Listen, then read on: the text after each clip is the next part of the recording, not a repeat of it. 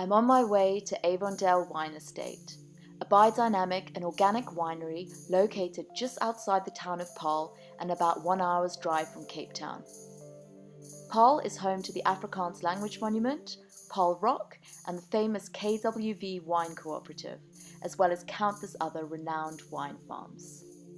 Avondale itself is owned by the Grieve family, who also own Vital Health Foods, and their farm was one of the very first estates in the Paarl region to be allocated for the cultivation of grapes over 300 years ago. The current proprietor, Jonathan Grieve, took over the farm in 1999, trading in his art studies for farming full-time. And judging by how well the farm is run and the quality of the wines, it was obviously a trade worth making. Although, that isn't to say he has given up art entirely. The tasting room is littered with works of art that prove that his artistic capabilities are alive and well. So we've just arrived at the beautiful Avondale farm just outside Paarl. We were greeted with a glass of the Armilla Chardonnay MCC. MCC stands for Méthode Cap Classique and is basically champagne. So this one's 100% Chardonnay. It was matured in a mixture of stainless steel tanks and oak barrels for the first 2 years. And the last 3 years, maturation took place in the bottle. So this is 2009 vintage, and I'm not usually a fan of MCC, but this one's beautiful because the usual Chardonnay flavors like peaches and apricots and slight vanilla-ness, those are really coming through. After a quick introduction at the tasting room, we made our way to the cellar, champagne in hand. Avondale seeks to make pure wines with as little human intervention as possible. So in 2003, a gravity flow cellar was installed to assist in the pressing of grapes without the need for mechanical intervention.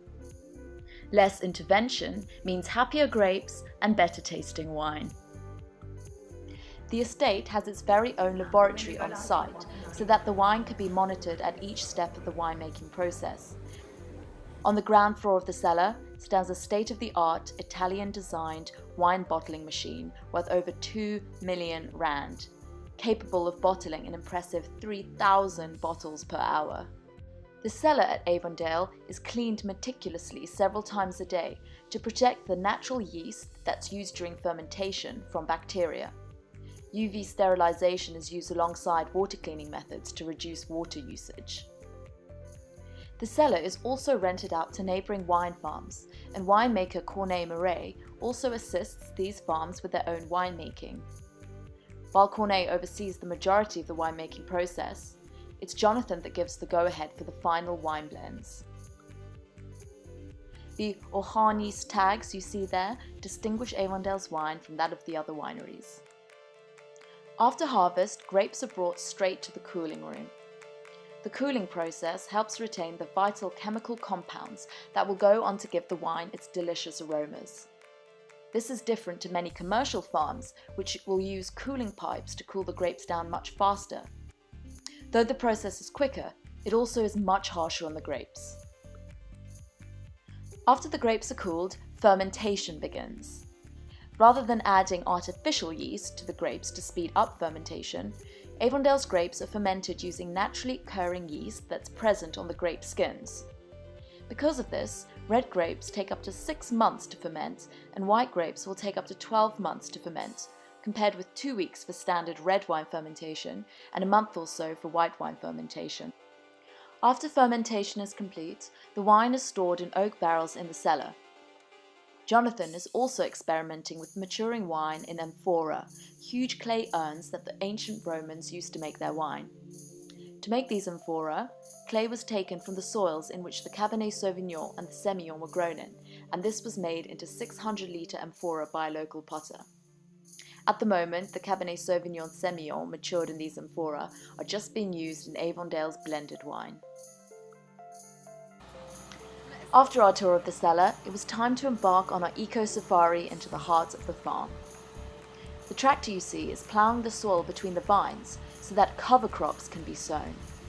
Cover crops serve the dual purpose of fixing nitrogen in the soil, as well as competing with weeds with vital nutrients. We're going up to our main The more our guide, Kelly, talked to us about the principles that Avondale works by, the more I began to realise just how important a part every single aspect of the farm has on how well the farm functions as a whole. And it all starts with the soil. Avondale's motto and ethos is Terra est vita, which is Latin for soil is life. The principle is that you can only make pure and delicious wines if your whole farm's ecosystem is balanced and healthy in the first place. After all, you can't make good wine from bad grapes.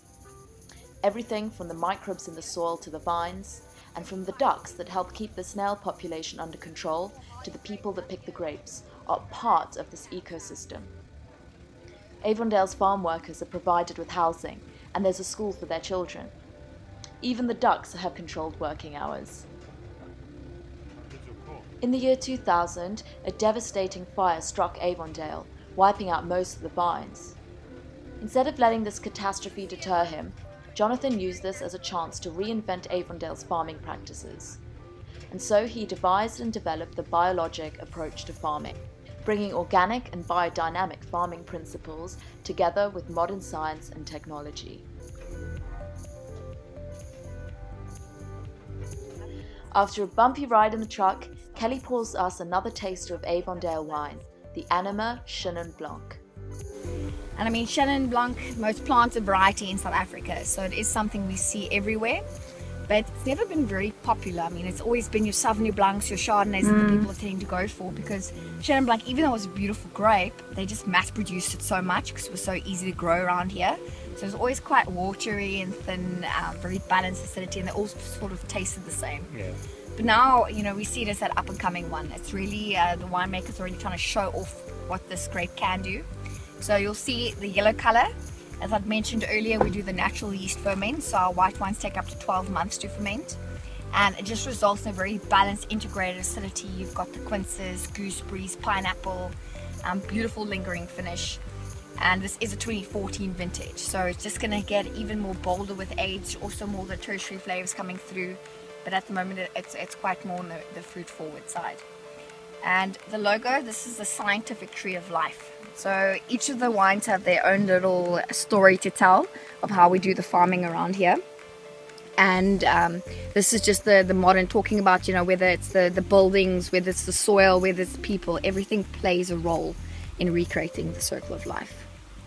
Because biodynamic farming is based on the principle that everything is interconnected, from the soil to the stars and the cosmos, lunar cycles have a huge influence on when certain crops are planted and when they are harvested. They also influence how one prepares certain biodynamic fertilizers. Kelly explains how biodynamic preparation BD505 is made, which is applied yearly to the farm.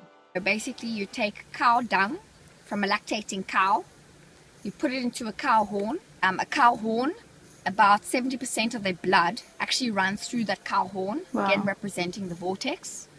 You then bury it underground in autumn, you take it out in spring, and then you do something called dynamizing. So you mix the cow dung with 90 parts water and you hand stir it for an hour. Now what you're doing is you're mimicking nature. You're mimicking the vortex that is created soils of flowing water.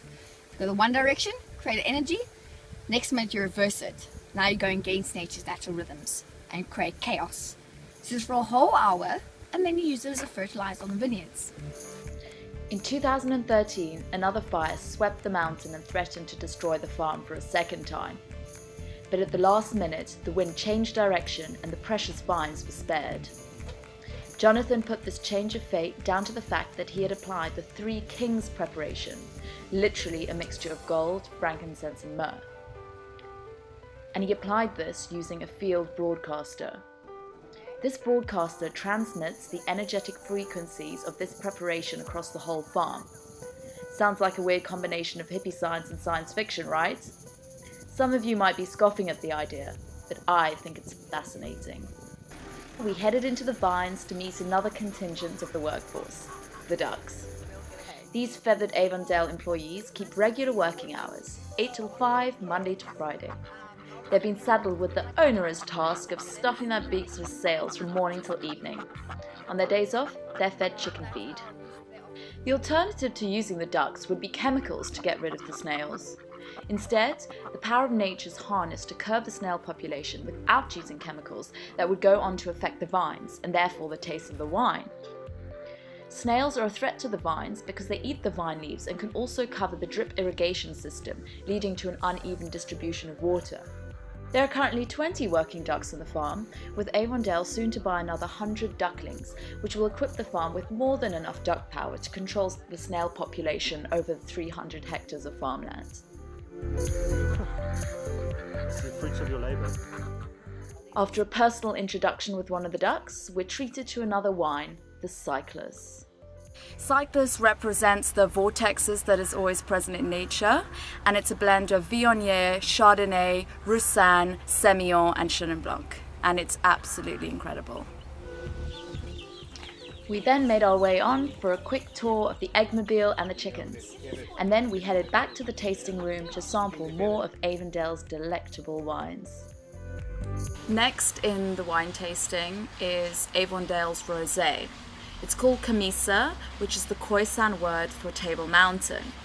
And it's a hat tip, if you like, to the pure waters that flow into the Avondale farm.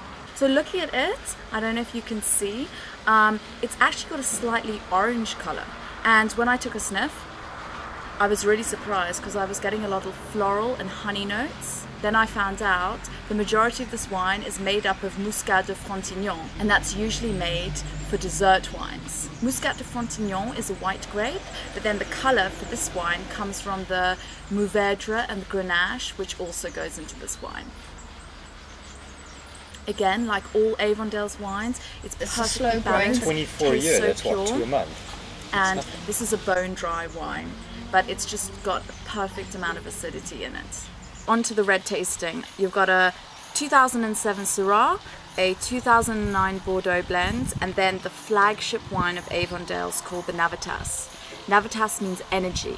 So again, it's tapping into the concept that energy is the life force that governs everything, and it's all interconnected, which is really at the foundation of everything that Avondale does. So flagship wine, it's a Rhone blend, one of my favorite types of wine. Rhone blend, so that means Syrah, Grenache and Mourvèdre. This is the packaging it comes in, which is absolutely gorgeous. It's made out of recycled aluminium and recycled corks, and then the wine bottle just pops in there. The estate's emblem is the armillary sphere, which represents the impact of the cosmos on the farm's ecosystem. So, which of the reds do I prefer? That's really hard to say. Syrah, very easy to drink, and by that I mean it's just a little bit lighter, and this is the kind of red you can drink in the day. My personal favorite, I think it would have to be the Syrah, followed by the Navitas, followed by the Bordeaux blends, but all of them are exceptional wines. Yeah. Thank you Avondale, and especially to Kelly for an awesome wine experience. Highly recommended. So book your eco safari at Avondale ASAP.